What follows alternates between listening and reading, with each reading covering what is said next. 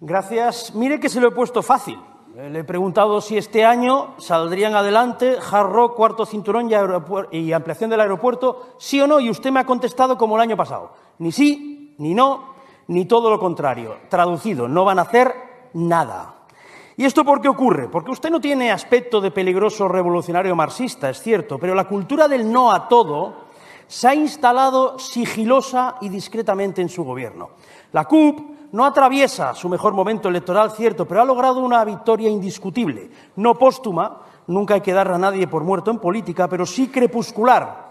Y es que tras 10 años, condicionando a Esquerra y a Junts, su cultura del no a todo se ha impuesto en Cataluña. Nuclear no, pero eólica tampoco por la contaminación paisajística. Nuclear no, pero solar tampoco, que los parques solares trinchan el territorio. Industria no, que contamina, pero turistas tampoco, que no nos gustan. Agricultura extensiva no, que es de terratenientes. Intensiva tampoco, que contamina. Nuevas carreteras, por Dios, no. Obras hidráulicas tampoco. Aeropuertos ya ni te cuento. Pero ¿de qué demonios pretenden ustedes que se gane la vida la gente? Porque del perroflautismo contemplativo solo podrán vivir los niños de papá.